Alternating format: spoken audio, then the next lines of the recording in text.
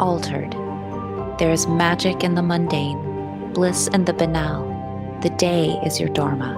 I'm your host, Amaryllis, Ayurvedic health counselor, yogini, and Akashic Records reader, and this is your life, Altered. Hello to all, and welcome to another episode of the Altered podcast. I'm introducing about my detox today.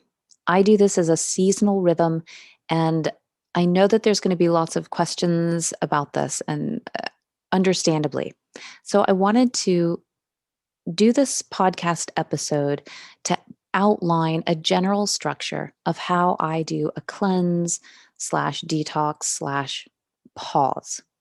Most of this information is going to be about the beforehand and the after, not so much about the actual cleanse or detox.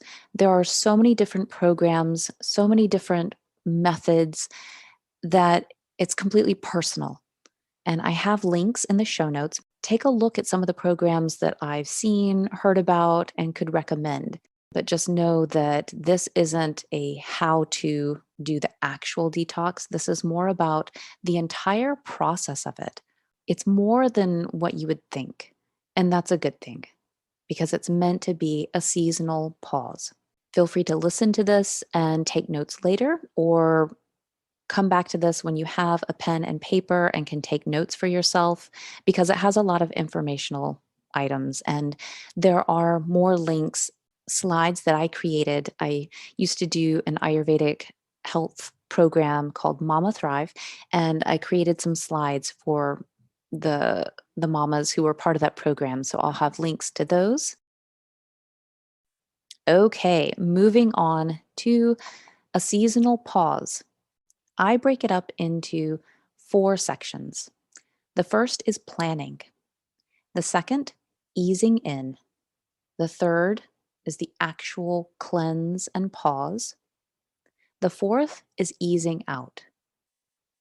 Most people only think about the cleanse, and they don't think about the other 3 components, which are key to a really successful and rejuvenative clearing out and bringing in, because it's not just about cleansing, stripping, detoxing, getting rid of, which is how most people think of it. Oh no, I've got all this bad stuff in me and I have to like strip it out. No, we're releasing the things that no longer serve us. That might be mentally and physically. And we're also bringing in things that nourish us. So there's 4 components. I'll spend most of my time on the first 2. The third, like I said, has supports and links, and you're able to do your own research to find what would work best for you for the actual cleanse, and then a little bit about the easing out of it. Okay, so first, planning. This is not something that just you happen upon and say, I'm going to do a cleanse.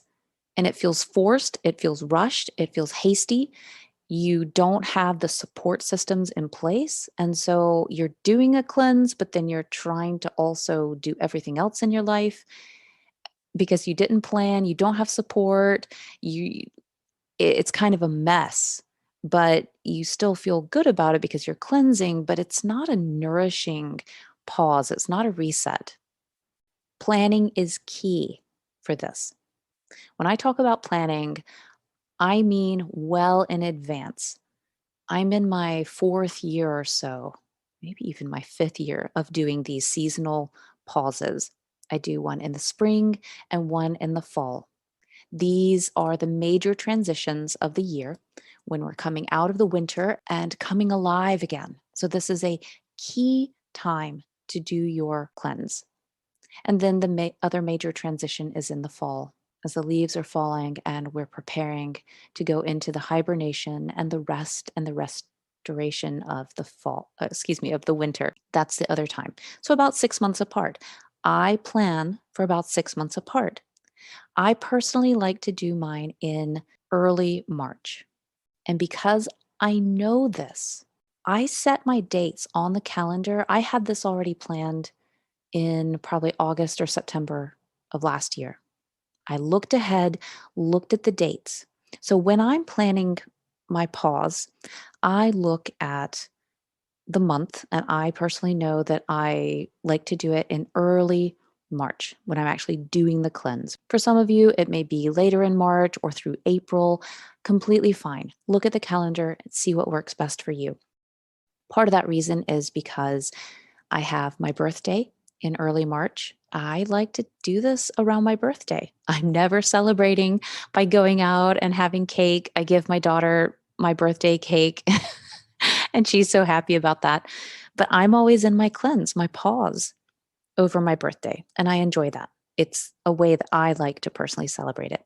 I also plan around the moon. I like to have the cleanse start after the full moon because as you're moving from the full moon to the new moon, it's about releasing. And I want my alignment to be in the same alignment with nature and with the moon to release. So I plan it to be between the full moon and then just as I'm coming out of the cleanse, it's the new moon. If that sounds like it's too much, it doesn't work for your calendar, that's fine. But if that feels like something that really aligns with you, take a look at the lunar calendar and the dates and when that could work for you. A part of planning is thinking about when you're going to do this. What month? Are you going to align it with the moon? How many days are you going to be in the cleanse? How many days are you going to lead into the cleanse? I'm about to talk about that, the easing in. And how many days are you going to ease out of it? What kind of time commitment are you looking at here? What priorities are you working around? When you have this scheduled on your calendar, especially well in advance, you can plan things around this. You have that time blocked off. In planning, you also want to know, what are my parameters? Not just the days and the times, but what are the things that I'm going to let go of? What are the things that I'm going to be eating? What is the program that I'm going to be going through? And if you're investing in a guided program, highly recommend that. You're going to be on their schedule. And that's not a bad thing, especially because you're getting the accountability and the support. But what are the parameters? Thinking about relationships. Am I going to be doing this alone? Or is my family going to be joining me? Are we doing this together? Keep in mind that they don't have to do it with you. Your roommates, your housemates, your family, your significant other partner, they do not have to do this with you. And if you feel like you need them to do this too, and they're kicking and screaming and fighting it, but you need them to do it too in order for you to be successful, I would really reconsider that. You are an autonomous, sovereign being, and you are free to do this on your own, even if it means other people around you are doing something different. Even if the people who live with you and share the kitchen with you are eating differently, having different timing of things, this is okay. You want to sink into this authority of the self that I and my habits and the things that I do and participate in are independent, even though they're intertwined with my housemates, my roommates, my partners, my relationships. You can step into a cleanse on your own without the entire household needing to do it with you. It's not going to be a good experience if you drag people with you. It's not going to be the same. Instead, what I would recommend is that you step into this fully, wholeheartedly on your own as the sovereign being that you are, doing what you need to do for yourself and set the example. And maybe at the next cleanse, the people around you would say, you know, it was really amazing to see what happened after that cleanse that you did the last season. I might do it with you this time. What are you thinking about doing? You set the example and they may join you or they may not. That's up to them. And it's not for you to choose or decide for them. But you might find that you're an incredible example to them. So If people around you are going to be doing this with you, that needs to be negotiated. What does this look like for all of us? Is it a little bit different for each of us because of different needs? What does that look like? And if the people in your household are not joining you, then it needs to be clearly communicated to them what you're going to be doing and why and what to expect from this. Let them know, I'm going to be doing this and this. I'm going to be eliminating this and this for this period of time. And then you can ask for their support after you clearly define what it is that you're going to be doing so that they know, so that there's no surprises. You can ask for their support. I'm going to be eliminating coffee and sugar and red meat for this period of time. I would really love it, even though you might be having dessert after dinner. I would love your support in not asking me if I would like a piece of pie. And think about other ways that you could communicate how you want them to support you so that you are successful. They don't have to do it, right? But you do need to ask. You do need to get clear about what you want and ask. And that's all that you can do. Also, in this planning phase, you want to think about why. Why are you doing this? What is your why? Think of several whys because the first ones that come to mind might be very superficial. And not that that's bad, but you want to go deeper and deeper and deeper and list several reasons why you're doing this. Write those down so that it's very clear to you, your deep why. And that why, the why statement of what you want, the why isn't a bashing. Oh, because I need to lose 5 pounds and no. Why is because here's what I want. I want to feel lighter and brighter. I want this break from social media. I want the time and the space. It's something that enlivens you. Your why is a statement of what you want. And that want, that desire is what pulls you through the challenging parts of a pause or a cleanse when bad habits start knocking at your door. You can go back to your why and let it pull you forward, pull you through. It's like a guiding light, taking hold of your hand and pulling you forward, saying, nope, we've already established you want to do this for this beautiful reason, these beautiful reasons. Let's move forward with this. Instead of pushing yourself with the I ought to, I'm supposed to, I should, I need to. Ugh, all of that has such a bad, shamey, negative vibe. Don't push yourself through the cleanse in such a way. Allow yourself to be pulled by that bigger, beautiful why. The final part that I'll say about planning is that you know the days, you know how long, if you've put it on your calendar well in advance and you know when this is going to happen, make sure that you've got as much as possible removed from your calendar. There's no socializing, there's no extraneous events. You are truly setting this time aside as a pause. I'm not going to be doing anything extra. I am saying no to anything that isn't serving this time out.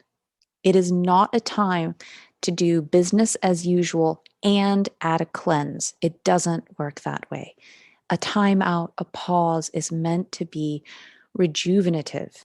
And you don't create that space and the ability to see what is possible if you're still going about business as usual and trying to add in the cleanse. I've done mine where the whole easing in was business as usual, um, dietary shifts and changes. The first, let's see, I do my cleanse, the actual full on cleanse for 5 days. And the first time I did it, I had the first 2 to 3 days where I was still working, but nothing else was happening. And then the other days, the fifth day and then the kind of the first 3 days coming out of the cleanse, I wasn't working. You may choose to use vacation days or paid time off, sick days, so that you can support yourself and actually take this time away from work. You deserve that. And it's a part of healthy living to take time out. A lot of us think of time out or time off as vacations, and we go and do more things. And a lot of people, I know we're not vacationing so much in the same way anymore because of COVID, but so many people travel or take vacations, and it's so stressful to plan it, to go there, to be in it and do it, and then to come home and to catch up on all the work and to catch up from all the travel and just get back into the swing of life. It just, yes, the vacation was to go and do something, and it was different and it was fun. It was a wonderful experience, but it also was hard. Time off, quote unquote, a vacation for yourself could also be a time in and doing nothing. It's a part of spanda. I had mentioned this in another podcast episode about the pulsation between two poles. And in this case, it's action and rest, the activity and the rest.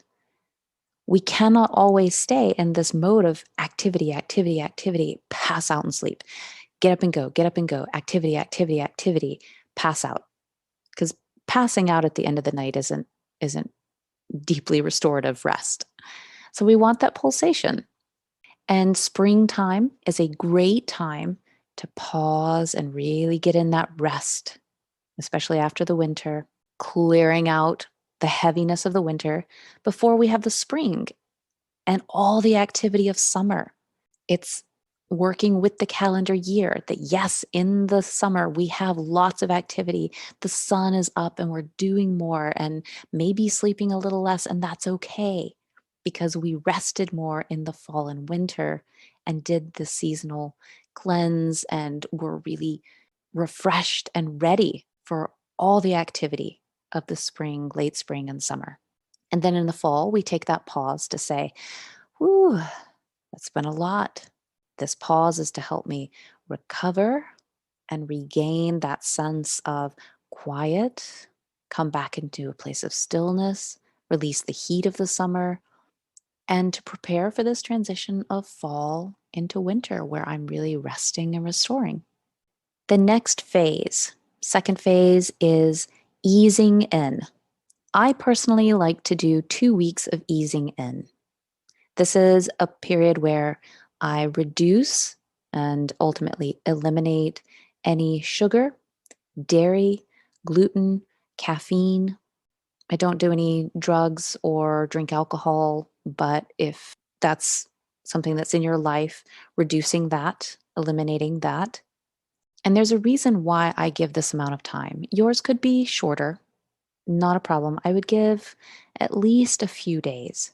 The reason why I've noticed that it's helpful to do this easing in is because it's not such a jarring, somewhat traumatic experience when you actually get into the cleanse. The body doesn't freak out. The mind doesn't freak out as much when you start the actual cleanse because you've already gotten into that mindset. The body's already starting to adjust to not having the sugar. That's a huge one for me. The body's already starting to adjust. Okay, I'm not eating the regular foods. I'm not having the meat. I'm not snacking on the cheese. For whatever reason, that was a big thing for me this year. Is as soon as the easing in week started, my mind freaked out and said, "What? Wait, what? I can't have cheese?" Mind you, I don't eat dairy very much. It's rare. A ton of ghee, but aside from that, every now and again cheese, but I'm not a big cheese dairy person. But as soon as that easing in started, my mind kicked up in rebellion, freaked out, like, wait, things are going to change. Oh, no, no, no. I don't like change.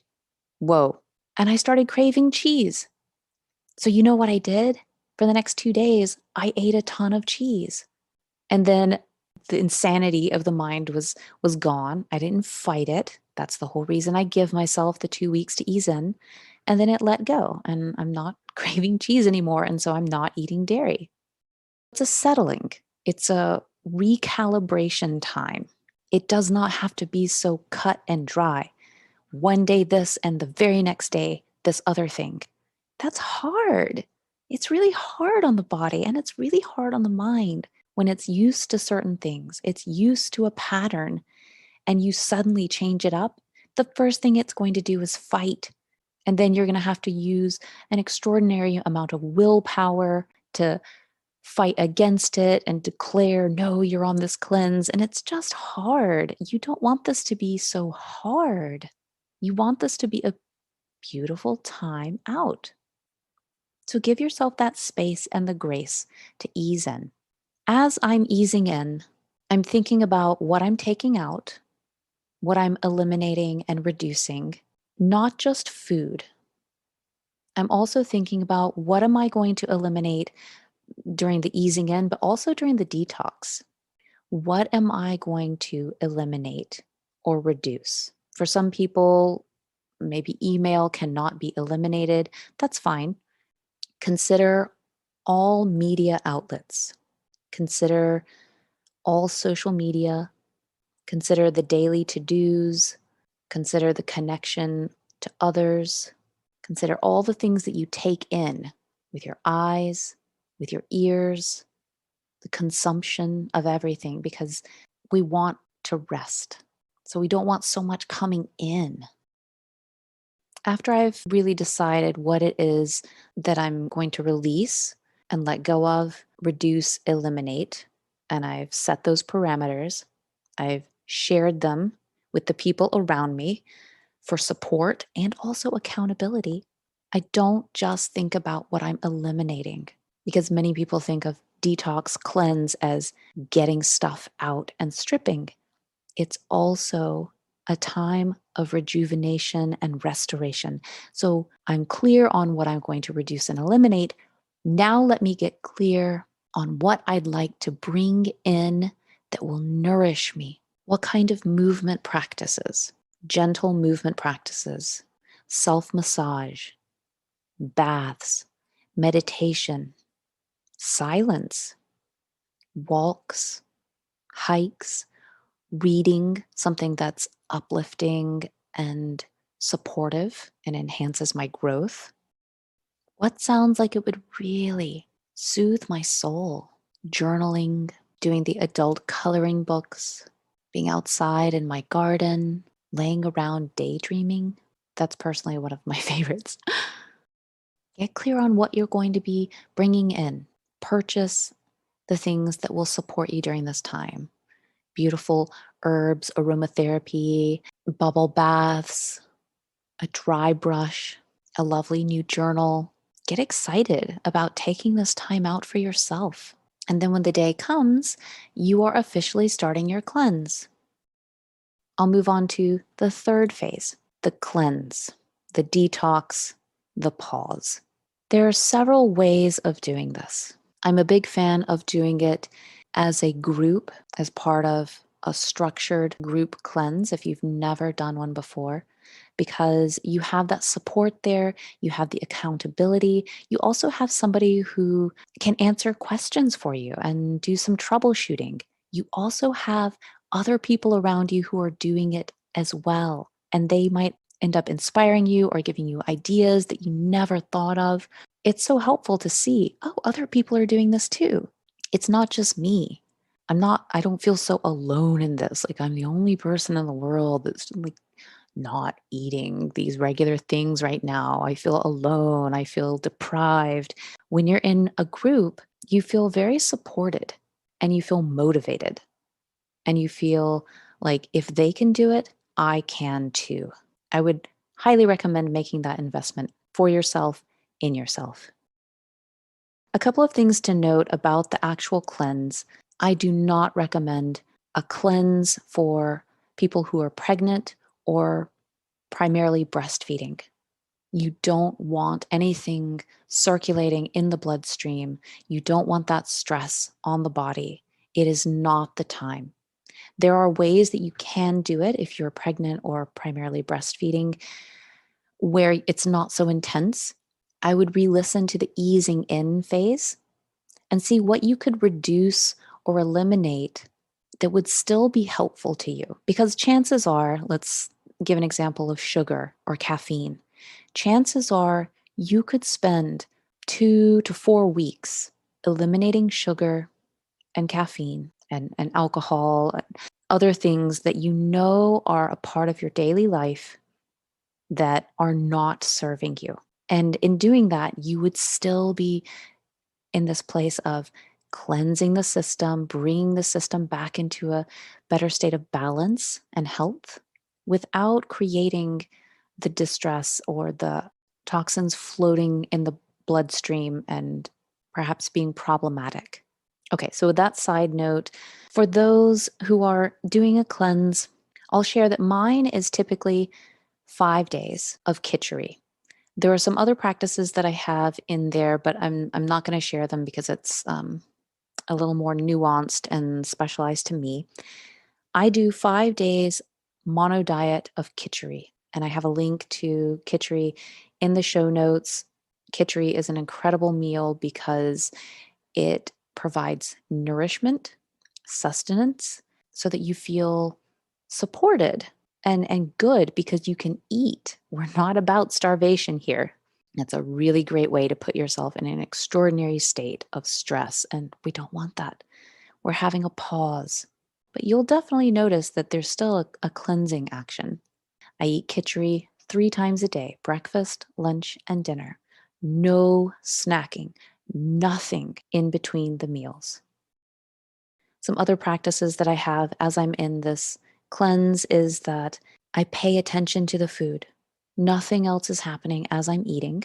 I sit, I have full presence and attention. I bless the food, I chew the food thoroughly, and I take a pause after eating so that it can settle and digest. I'm not darting off to the next thing. You may notice that there's a whole different experience of eating when you are living life at a much slower pace and actually sit with your food and take it in. We learn to be in relationship with food, to really honor it and say, my goodness, thank you. You might even come into right relationship with your own hunger when you're not snacking and incessantly eating and it comes lunchtime and your belly is rumbling and you're ready for that Khichdi. You're coming into right relationship with your own hunger, and that bowl of Khichdi looks so good. When you're actually hungry and you're so ready for that nourishment and that food, you say yes. And you're really grateful for it instead of mindlessly putting food in the mouth all day while you're scrolling on Instagram, catching up on work emails. You don't even take a break from work to eat. You just do your work and shovel spoonfuls, bitefuls into the mouth as you're working, right? There's no connection. And having Khichdi for 5 days is so easeful because I make a big batch of it in the morning and have it all day. It's already prepared. There's nothing else to plan. It just sits in the same pot and I reheat it. It's so easy. There's so much more time in the day when you're not organizing 3 different meals per day and cooking and cleaning up. It's so simple. Oh, a lot of ease. Know that as you're in this cleanse time, I do 5 days, 3 days may be better for you. There will be some discomfort. You don't want an extraordinary amount of upset and distress. That's part of why you plan it, why you ease into it, and why you have the Khichdi. So you're not starving yourself, you're still nourished. But there still may be some discomfort as we release the old, as we let go. Continue tapping into your why to help pull you through. Know that you may need extra rest. So, a lot of your time out may be spent napping, sleeping. Wonderful. The body needs that. So, there is some discomfort, but it should be gentle and manageable. Being in part of a group and a supported cleanse program is helpful because here you can get support and troubleshooting and ask questions as you're moving through the cleanse. And that's really valuable. Understanding that it's natural to have ups and downs, emotional and physical ups and downs. There's a release as you're letting go of patterns, habits, the old, shedding away, melting away. Things may come up and out. You may find that you're crying and you don't really know why. Nothing happened. You weren't thinking about anything sad. It just something within the body wanted to be expressed. Allow it to come up and out. You don't have to analyze it or try to figure out where it came from. It's part of the cleanse. It's being released.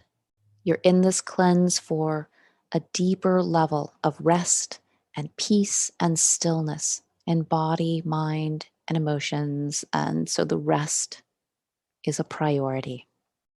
If all of this is sounding good to you so far, please do some research into programs and detoxes. Take a look in the show notes for something that would support you. I'm giving a little bit of information about what I do during this cleanse, but again, it's not everything because it's so individualized to me, and I'm not going to put that out to everybody. So find a program that you feel would work for you. And I'm going to move on to our final phase, the fourth phase, transitioning out.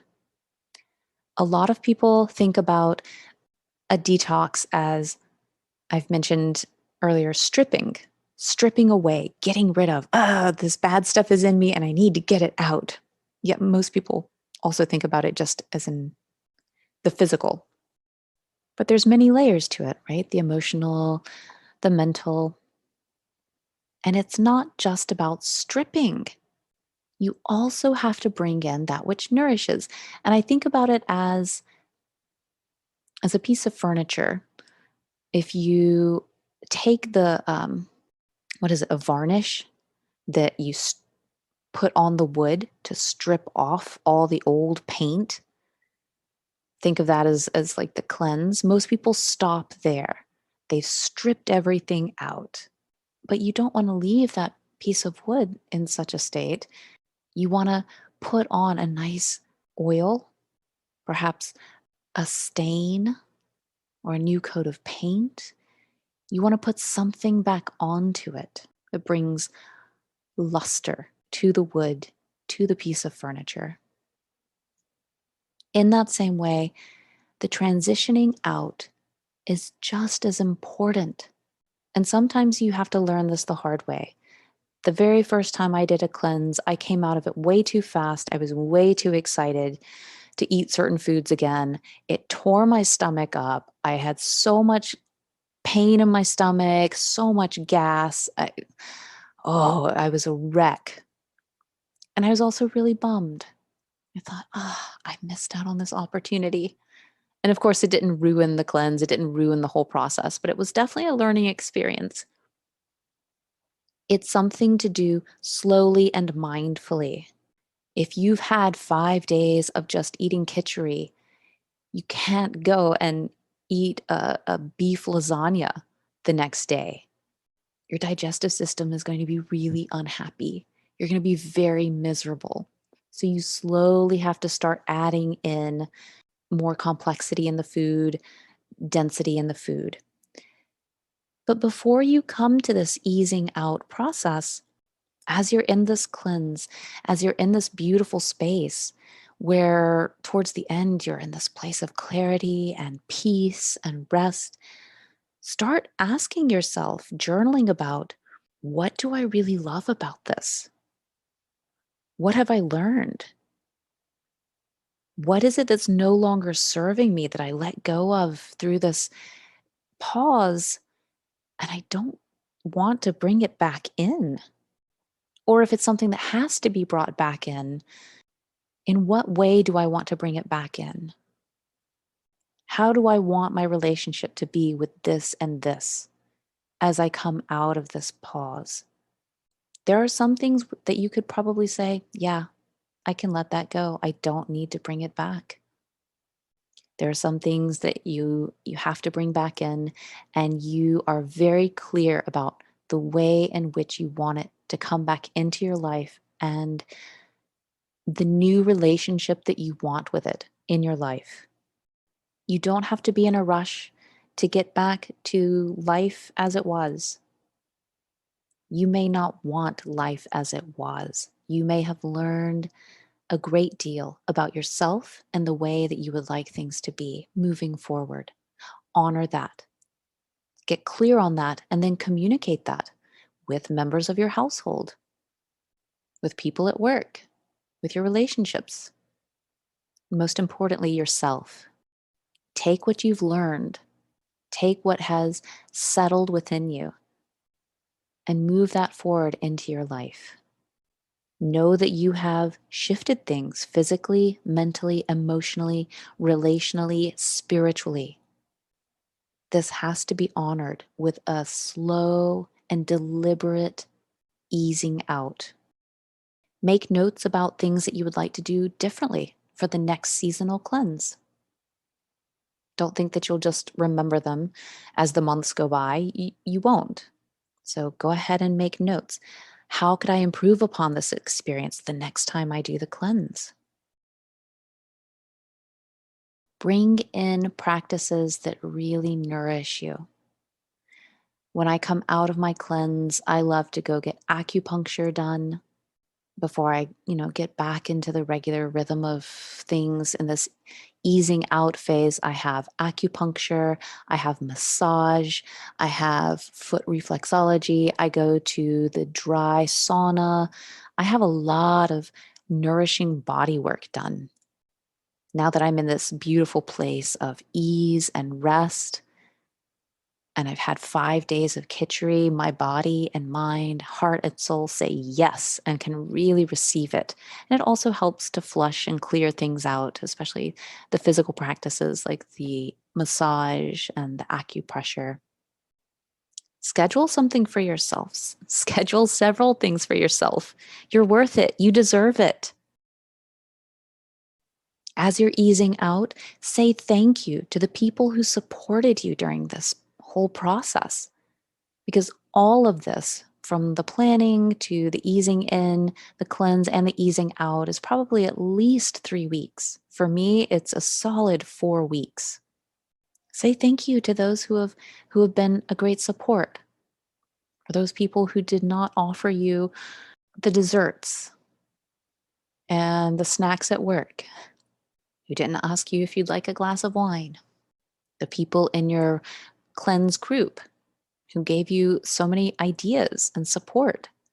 Send out gratitude to all the resources that you had available to you in order to do this sacred pause, to align to your truest self, to bring your body into alignment with the rhythms of the seasons, the privilege and the abundance that we have, gratitude that this is even a possibility in your life. And all the things, not just the people, but the resources available to you to be able to do this. Thank you. Also know that if you transition out, and after a couple of weeks, a few weeks, you're back to the way things were, that's okay. There's no judgment. Sometimes just taking the break feels really good. And maybe the next time or the next time or the next time, there are other things that stick. Just because your life doesn't do a complete 180 after you do this cleanse and release things, if all the things find their way back into your life, that's okay. That's okay. This is a journey. This is a process. Every time I do my cleanse, I think that I'm going to let sugar go and that it's just not going to make its way back into my life. And every time, this is probably my 8th or 9th time. It always does. So I've let that go. It's okay if I just release the sugar for this month and these 2 months out of the year. That's okay. I hope this has been helpful. I trust that you feel inspired to take this, and if it doesn't feel like it's doable for the spring, to go ahead and start planning for the fall, to take a sacred pause for body, mind, and spirit, to take the rest that you need, to research the programs that will help guide you through the cleanse. Take a look at the resources that are in the show notes. Feel free to ask any questions that you have, and get excited about a pause twice a year. I look forward to these now. Every spring, every fall, it's such a rhythm now. I can't imagine not doing it. At every level, I want this in the spring and in the fall. Let's start this as a cultural, social norm, to pause twice a year, to cleanse. I want this to be such a widespread, common practice. Getting into that rhythm of nature, taking the seasonal pauses. Thank you for listening. Thank you for your support. And until next time. Remember that spirit guides but never decides. How will you choose this hour, this day, this week at the altar of your life? Thank you so much for listening. If you feel called, subscribe to the podcast, leave a review, and share it. Also, connect with me and discover more on Instagram at Amaryllis_Fernandez. Until next time.